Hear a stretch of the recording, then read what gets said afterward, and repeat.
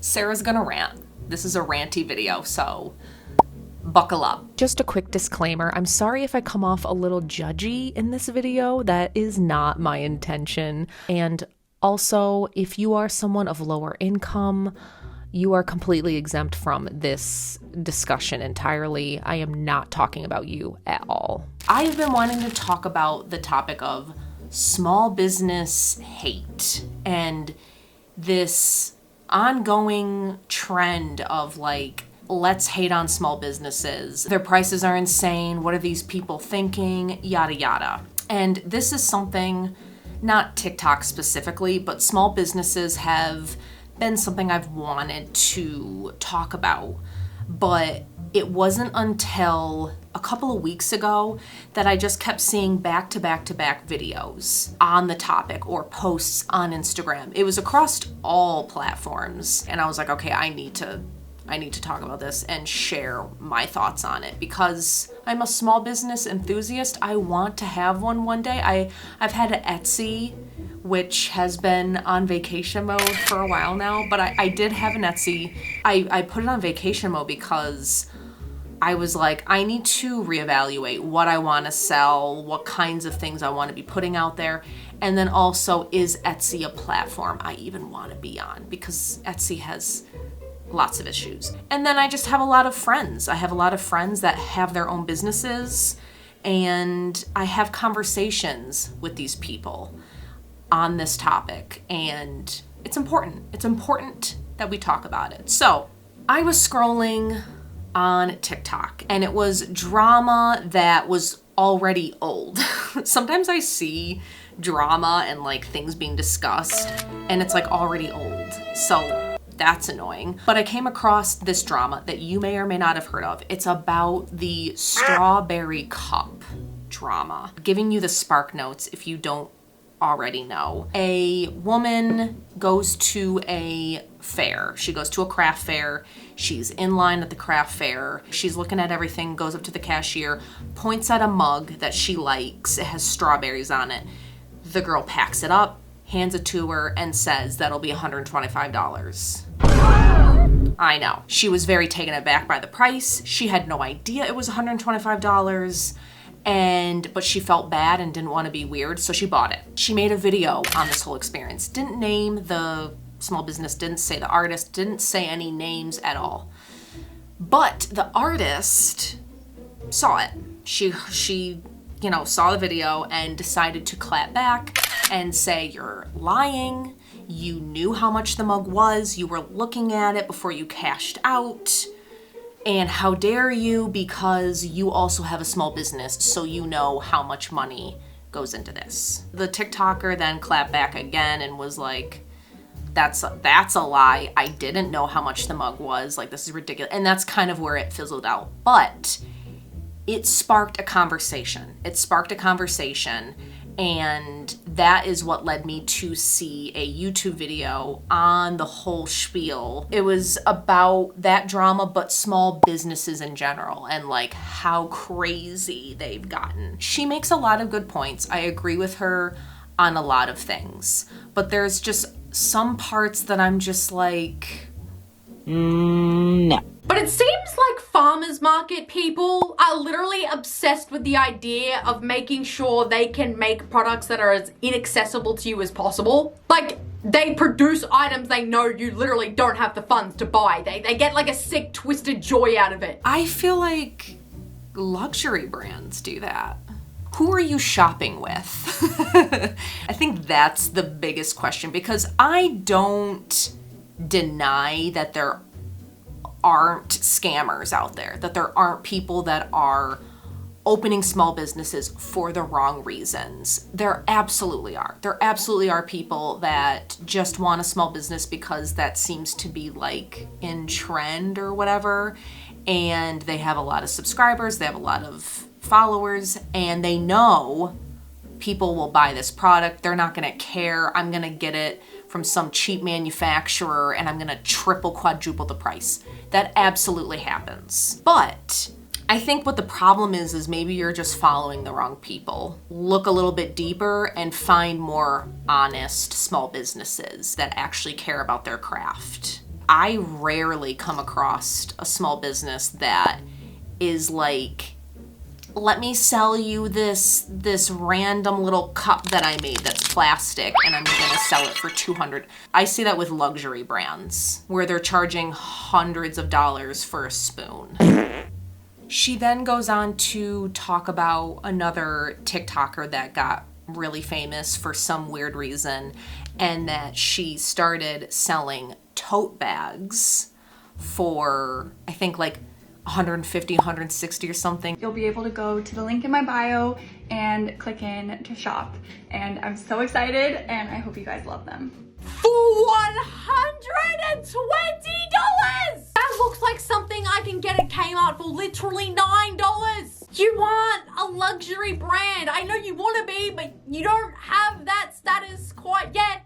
So what justifies this price? What justifies the price of most of these designer brands? I think $160 or $120, I think $120 for a tote bag is insane. I think that's way, way, way overpriced. I think she mentions that it's sold out, which that's, but maybe those people wanted to support someone, a creator that they like, and they wanted to put their money towards someone that's trying to be an entrepreneur, and it's her, she's an individual. See, this is the thing that annoys me, is that like people don't understand how much work goes into making things. I'm not talking about the tote bag. I'm just talking about when you compare prices of a small business item to something from Amazon, to something from Walmart. Of course it's not gonna be $9. They're not Walmart. Like, how can you even make that comparison? How does Walmart get any of their things as cheap as they do? It's because they are gigantic and they have cornered the market. You cannot compare an individual sole person that maybe has employees. Most small businesses do not have employees. They design the products, they get it made, they either do a manufacturer or they make it by hand themselves, and then they ship it out and do all the labels and all that stuff. It takes a lot of work to make an item as an individual versus this gigantic conglomerate. A great example with time and resources is this little guy.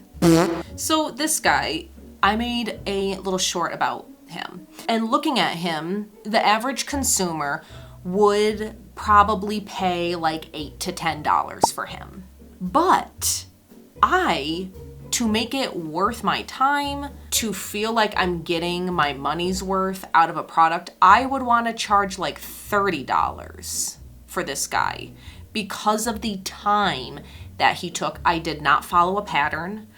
All of the little individual pieces for him, I made by hand, and then I stitched him by hand. So that is why I would charge $30. To be clear, I don't think that this guy is worth $30. That is the price I feel would be worth all the time that I put in. And so I would continue practicing my craft, continue making versions of him so that I could make him faster and thus charge a lower price. I have so many small businesses that I shop at, and I've had conversations with them, and they tell me their experiences of getting teens or, young adults, whatever, coming in and going, taking photos of their products and being like, I actually found this on Amazon for $20 cheaper. We're living in a society. Another video that I saw that also led me to create this video was, it was closer to January, and it was this great reel, and it was from a small business, and Sorry you couldn't find anything, but please come back and see us sometime soon. My family really appreciates your business, especially this time of year. Bye-bye. Bye, thank you. Everything you guys make by hand is really cute and all, but I just found like pretty much the same thing on Amazon for like half the price. And it comes in so many different colors. So hope your family starves for Christmas and you guys can afford to put gifts under the tree for your kids or whatever. But yeah, good luck. Kiss my ass. I love it. Naturally, I went to the comments, and to my shock and surprise, everyone was mad at the creator, of course. But it's handmade, and it takes a lot of skill and effort to, okay, we still can't pay $90 for a pair of socks. Who's charging $90 for socks? Guilt tripping is not a good marketing strategy. I would beg to differ. I think if you are doing that to a small business owner, you should feel guilty. You should go home and think about your choices. If you are finding something in a boutique and you then go on Amazon and buy it there. Shame on you! Edison out! Don't you want to support your community, your collective, people that you live in the same neighborhood with? You would rather get something cheaper than putting your money into your local community and keeping that going, having more businesses open up. And there's like actually things to do, because the whole discussion of third places disappearing it's a problem. It's a huge problem where there is no, malls are disappearing, which that's like a thing where I'm like divided on. But there needs to be a third place where people can go and hang out and converse and see people in person. Do you really want to just go on Amazon and just click on an item and that's it? I wouldn't want to live in that world. I would not. I'm sorry if I'm being dramatic, but I would not. I would not want to live in that world where that did not exist anymore and it was just Amazon. And once again, I'm not talking about people of lower income that cannot afford, they shop at Walmart because that's what they can afford. I'm not talking about you. And I'm also not talking about people that occasionally shop on Amazon. I have done it. I'm talking about where that is your go-to. That is where you shop. There's several artists that I see online. They have a large following and they're known for their kitschy decor and they love like fun shaped cookie jars and vases, and they're always like really fun. Like they had like a big strawberry one, or they had like a cowboy boot one, and every time you freaking ask them where, the comments are always like, where did you get that? It's always Amazon. They're always like, Amazon. Can't you find an artist that you can highlight? Can't you find someone that makes these things? A small artist online or whatever? What, like, really? Amazon? That's where you get all these and I'm telling you, those things that you find on Amazon, most of the time they're stolen anyway. Most of the time, those designs that you're seeing on Amazon, and it's some cute pillow and it has a design on it, it's stolen. It's probably stolen from an artist, because that happens all the freaking time. And the brand is always like, oh, we didn't know, because they don't care. So you're buying a stolen design anyway. You have to put money into things that you want to stick around. And trust me, I am not rich by no means. I have disposable income that I can, here and there. I can't just go and buy a knitted bag for $200 by a local artist. I would have to really be like, okay, I'd have to budget that. This last Christmas, my husband and I made it a goal to buy local gifts. We didn't buy a single thing from Amazon. And that's not a flex. That's not a I'm shining my little, I'm a good citizen medal. I'm saying that as an encouragement of it's possible. It is very doable and possible to find things local that are gifts and not just immediately go to Amazon. It's fine to critique. People deserve critique, especially if they want to open a business. That's just part of it. But I think that the anger is misdirected. And I think that if you're angry about someone's price, I think you need to do a little bit of research and be like, okay, am I just uneducated on what it takes to make something? Or is this person actually ripping people off? And if it's the latter, then you go elsewhere. I think that there are influencers and people that have small shops for the wrong reasons. Absolutely. And so you look for other people, look for other artists, because they're out there. They're out there that are genuine, they're making amazing things, and they need our support. Amazon does not need our support. Walmart does not need our support. Shopping at them occasionally is fine. Once again, I am not out here saying if you purchase one more thing from Amazon, then you're gonna like, I would be a hypocrite. But just being more conscious about where am I putting my money. But that's my rant. That's what I wanted to talk about. I think it's an important topic to discuss. And even if if you have comments, parts of things that I said that you disagree with, please let me know in the comments. I would love to have an open discussion about it. Your experiences. If you have a small shop, please plug it in the comments. I would love for the comments to be also like a, hey, this is my small shop, this is what I sell.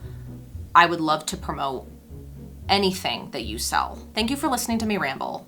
And I'm sorry that this took so long to get out. I had planned it to come out like last week, but I made 2 other versions of this and it just I was not getting my point across. So anyway, I love you all, my cute and creepy friends. Give this video a like and subscribe if you love cute and creepy content with the occasional rant or video essay, because there are other ones coming for sure. So anyway, love you all, and I will see you in my next video.